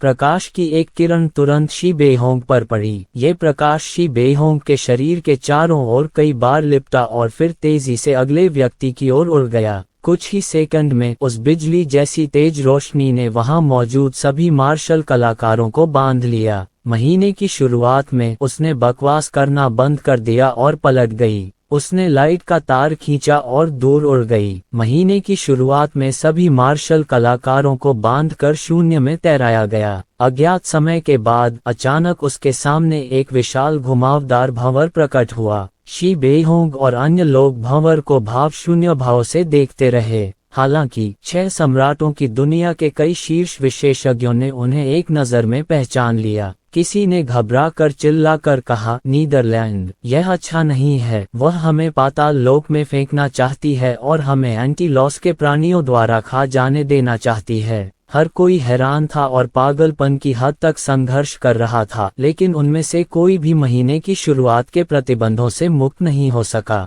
ये देखकर कि हर कोई पाताल लोक के करीब और करीब पहुंच रहा था, उसने अचानक महीने की शुरुआत में कहा, पाताल लोक का प्रवेश द्वार एक विकृत स्थान है। अगर हम सीधे इस जगह में प्रवेश करते हैं तो हम पाताल लोक में प्रवेश करेंगे। हालांकि हमारे राक्षस लंबे समय से इस विकृत स्थान के भीतर एक दुनिया बना रहे हैं। दूसरे शब्दों में, मैं तुम्हें पाताल लोक में नहीं ले जा रहा हूँ। इसके बजाय मैं तुम्हें इस घुमावदार भंवर में एक स्थानिक सैंडविच पर ले जा रहा हूँ। यकीनन जब वह भंवर के सामने से उड़ी तो महीने की शुरुआत में ही रुक गई। वह भंवर से होकर नहीं गुजरी, बस यूं ही हाथ हिला दिया। भंवर से अचानक एक अजीब बेलनाकार स्थानिक मार्ग उभरा। वह सभी को अंतरिक्षीय मार्ग और भंवर में खींच ले गई। सभी को ऐसा महसूस हुआ कि उनकी आंखें फिर से काली हो गईं और फिर उनमें रोशनी आ गई तथा उनकी आंखें अचानक साफ हो गईं। उसके सामने जो दिखाई दिया वह पौराणिक पाताल लोक नहीं था, बल्कि एक विशाल और असीम दुनिया थी। अध्याय 1790। गंदी शक्ति। इस संसार में स्वर्ग और पृथ्वी, पर्वत, नदियां और वनस्पतियां थीं। हालांकि वह आकाश सामान्य आकाश नहीं था, बल्कि वह एक अतुलनीय रूप से विशाल सर्पिल था। वह बिल्कुल भंवर जैसा ही दिख रहा था। हर कोई दंग रह गया। उसने ऐसा भयावह दृश्य पहले कभी नहीं देखा था। उसने सिर उठाया और आसमान की ओर देखा। आसमान गायब हो गया और उसकी जगह एक अंतहीन भंवर ने ले ली, मानो पूरी दुनिया उस भंवर में समा जाएगी। लेकिन इससे भी अधिक आश्चर्य की बात यह थी कि जमीन पर घनी मानव निर्मित इमारतें थीं, जिनके किनारे दिखाई नहीं दे रहे थे। इस जमीन पर असल में अनगिनत इंसान रहते थे। देखा जा सकता था कि ये इंसानी इमारतें अभी भी अपेक्षाकृत नई थीं और उन पर समय का कोई निशान नहीं था। इन्हें ज्यादा समय पहले ही बनाया गया होगा। इमारतें जमीन पर बेतरतीब बिखरी पड़ी थीं। न तो कोई प्रशासनिक विभाग था, न ही किसी शहर या तालाब का कोई विभाजन, बल्कि वे सब दूर दूर तक फैली हुई थीं। इस समय काम कर रहे मनुष्यों ने महीने की शुरुआत देखी और एक साथ घुटने टेक दिए। इस दृश्य ने शी बेहोंग और अन्य लोगों को आश्चर्यचकित कर दिया। उस महीने की शुरुआत में उसने अपना हाथ हिलाया और नीचे खड़े मनुष्य फिर से उठ खड़े हुए और काम पर लग गए। महीने की शुरुआत में उन्होंने निचले स्तरों को देखा और कहा, कई वर्षों से हमारे राक्षस विभिन्न विमानों के माध्यम से आवागमन कर रहे हैं। इससे मुझे कई प्राचीन सभ्यता के खंडहर भी मिले हैं जो दूसरों के लिए अज्ञात हैं, और मैंने कई गुप्त दस्तावेज भी खोजे हैं जिनके बारे में बहुत से लोग नहीं जानते हैं। मुझे पहले से ही अंदाजा था कि ये दिन आएगा। मुझे पता था कि एक तबाही अवश्यंभावी है, लेकिन मुझे ठीक ठीक पता नहीं था कि वह क्या थी। मुझे अंदाजा नहीं था कि यह तीखे कानों वाली अजीब जातियों का एक समूह था जो इस तबाही को लाया था। लेकिन उससे पहले मैं पहले से ही अपना सर्वश्रेष्ठ कर रहा था। जब बाह्य दुनिया पर शासन करने में व्यस्त थे, मैं ये कर रहा था। महीने की शुरुआत में उसने नीचे मनुष्यों की ओर इशारा करते हुए कहा, 6 सम्राट अनगिनत विमानों पर सबसे प्रतिभाशाली मनुष्य हैं। मैं उन्हें गुप्त रूप से इस स्थान पर ले जा रहा हूँ। ये 6 सम्राटों की दुनिया के आम लोग हैं। 6 सम्राटों की दुनिया के विशेषज्ञों की आंखें लाल हो गईं। एक वृद्ध संप्रदाय के गुरु ने आंखों में आंसू भरकर कहा, ये बूढ़ा आदमी अभी भी एक है। 6 सम्राटों की दुनिया ने अपनी विरासत पूरी तरह खो दी है। किसने सोचा होगा कि यहाँ अभी भी बड़ी संख्या में 6 सम्राट नागरिक रहते होंगे। महीने की शुरुआत में उन्होंने शी बेहोंग की ओर देखा और कहा, पहले आपने सवाल किया था कि मैंने अर्जुन पर भरोसा क्यों किया। मूल रूप से मेरा विचार अर्जुन को अंतहीन जंगल का स्वामी बनाना था और उससे इस काम में मेरी मदद करने के लिए कहना था, ताकि मैं यहाँ और अधिक मनुष्यों को ला सकूं। लेकिन स्थिति बदल गई है। यह मेरी उम्मीदों से कहीं ज्यादा है। मैंने सोचा था कि अर्जुन नियुक्ति में शामिल होने के लिए बाई कबीले के पास जाएगा। ये सिर्फ एक निजी दुश्मनी थी, लड़ाई के बाद वह चला जाएगा। मैंने कभी नहीं सोचा था कि अर्जुन का बदला 5 सम्राटों के बीच जीवन मरण के द्वंद्व में बदल जाएगा। इस बार सब अवाक रह गए। उन्हें उम्मीद नहीं थी कि वे उस महीने की शुरुआत में ही चुपके से इंसानों की मदद कर रहे थे। लेकिन क्यों? शी बेहोंग ने नीचे की ओर इशारा करते हुए कहा, आपने कहा था कि आपको विनाश की लड़ाई होने की उम्मीद नहीं थी, तो आप इन मनुष्यों को पहले से कैसे ले जा सकते थे? उस महीने की शुरुआत में उन्होंने कहा था, मैं विनाश के युद्ध से नहीं बल्कि उन लोगों से बच रहा हूं जिनकी आंखें आपस में गुथी हुई हैं। उसने नीचे की ओर इशारा करते हुए कहा, यह मनुष्यों, राक्षसों और दानवों के लिए अंतिम शरणस्थली है। जल्द ही सभी विमान उन तीखे कानों वाले मनुष्यों के अधीन होंगे। वाम्पोआ सीकिंग ने भौहें चढ़ाई और कहा, आप अतिशयोक्ति कर रहे हैं। उनके पास इतनी बड़ी क्षमता कैसे हो सकती है? यहाँ तक कि अगर वे एक के बाद एक विमान पर आक्रमण करना चाहते तो कुछ 100 वर्षों के बिना ये पर्याप्त नहीं होगा। उन्होंने इस महीने की शुरुआत में कहा था, आप उनकी क्षमताओं को कम आंकते हैं। उन्हें आक्रमण करने की जरूरत नहीं है, उन्हें बस बीमारी जैसी संक्रामक बीमारी की जरूरत है। वे मनुष्यों को दिव्य प्रतिभा प्रदान कर सकते हैं। असंख्य लोग उनकी पूजा करेंगे। उन्हें केवल एक लोक में अपनी प्रतिष्ठा स्थापित करने की आवश्यकता है, इसलिए उन्हें आक्रमण करने की आवश्यकता नहीं है।